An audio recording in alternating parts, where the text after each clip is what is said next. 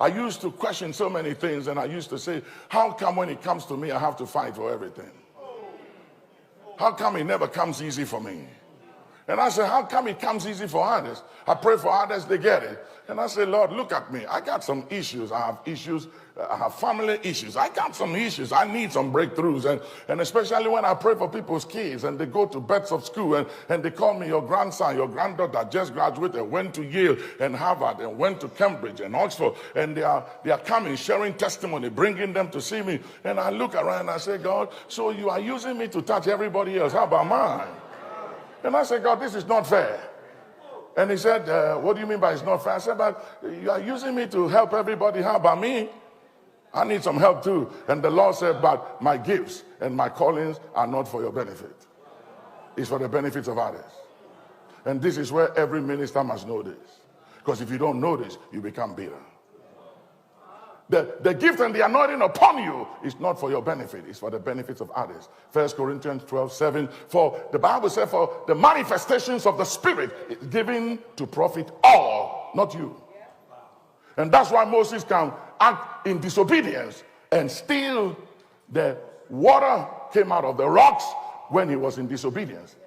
That's why Samson could sleep all night long with a prostitute and got up in the morning and he was still anointed to take the gates of the city. Because you see, if the anointing that is upon you is greater than the anointing within you, you are in trouble. Because the anointing upon you is for the ministry. The anointing within you is for your salvation and character. Smith Wigglesworth had gallbladder stones. He has something to do with stones, whatever you call it medically. And he raised many from the dead and he couldn't heal himself. The daughter was deaf and she died deaf. He couldn't heal her. I can tell you stories of great men and women of God that has walked this earth and shook this earth and shook this land and had issues that was never resolved. The Bible said Elisha was sick and he died of his sickness. And his bones in the grave, years after, they took a body of a dead man, put it in the grave, and his bones resurrected somebody who died. And yet, he was sick and couldn't heal himself of the anointing that could raise the dead. So you can have an anointing to heal the sick and raise the dead, but if you don't know how to apply it for your own good and benefit, you will miss it, because the anointing upon is not for your benefit, it's for the benefits of others. Kadula Mataya. Hey! Somebody say hey! Somebody say hey, hey, hey! Hey, Katala Mahasa. Makadula Madalasi.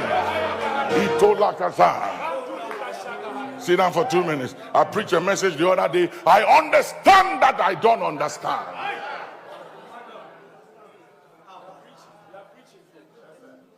Because I had so many unanswered questions on my mind. And I stood up to preach, and I didn't know what to preach and what to say. And I said, my message today is, I understand that I don't understand. Because it's not everything we will understand until we see Jesus face to face. So be careful.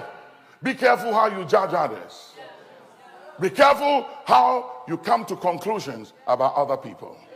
I said to a bishop the other day, I said, when you have children